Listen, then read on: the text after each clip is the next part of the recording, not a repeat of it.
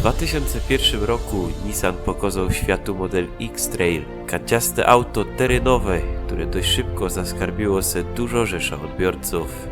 Niestety, przez te 15 lat podejście świata do aut terenowych diametralnie się zmieniło. Ciężkie terenowe auta 4x4 zostały wyparte przez mające se radzić zarówno w mieście, jak i w lekkim terenie SUV-y.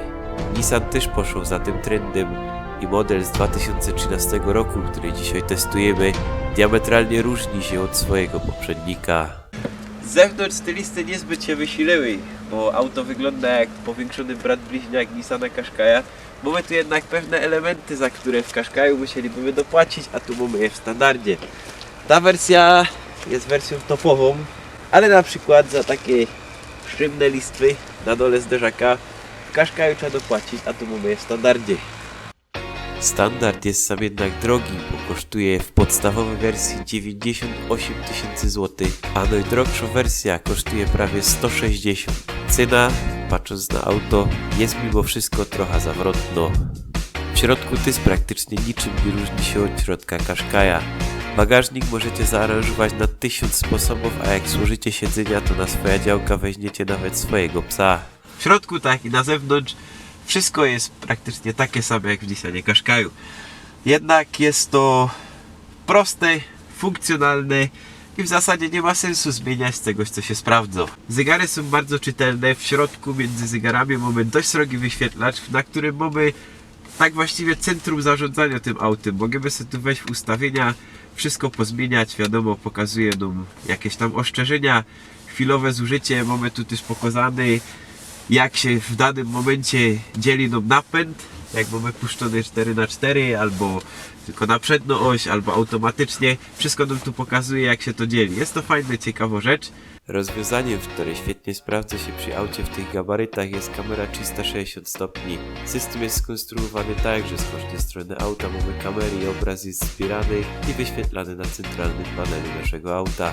Mamy też standardowo kamera cofania, która sprawia, że nasze manewry cofania są bezpieczniejsze i łatwiejsze. Auto prowadzi się fajnie, chociaż jak się trochę szybciej wlezie w zakręt, to wiadomo, jak mamy taką srogo budę jaką mamy, to trochę nie bują. To trzeba przyznać.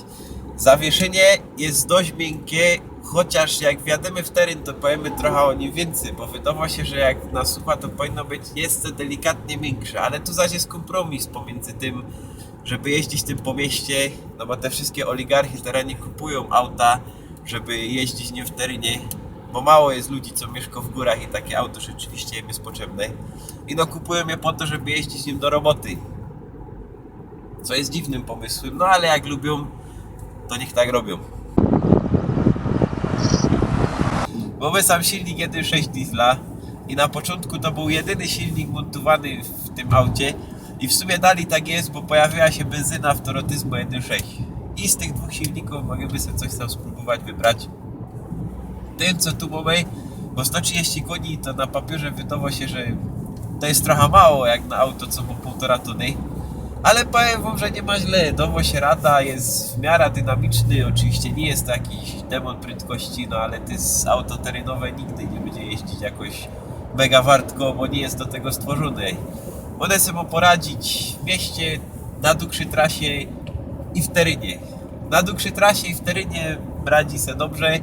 W mieście, no ze względu na to, że po prawie 5 metrów długości i jest srogie, no to czasem ciężko będzie nim zaparkować.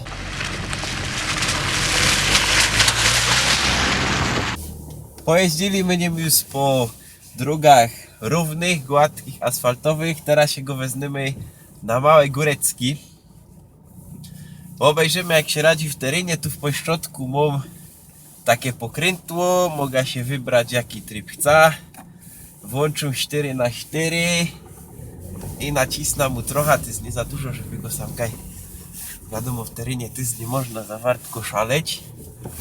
I trzeba powiedzieć, że ten napęd 4x4 na takich dróżkach polnych, roztomajtych radzi sobie bardzo fajnie. Zawieszenie jest miękkie, trochę ciepłe, mogłoby być delikatnie większe w tym terenie, ale nie ma źle. żeby zajechać Kaś na jakiś działek, który jest oddalony od drogi, to nie będzie problemu. Jak macie chałupa w górach, to tyś myśla, że na te wszystkie górki, co będziecie nim jeździć, bez problemu wciągnie. Czas jednak zadać pytanie, czy to wszystko jest warte 160 000 złotych.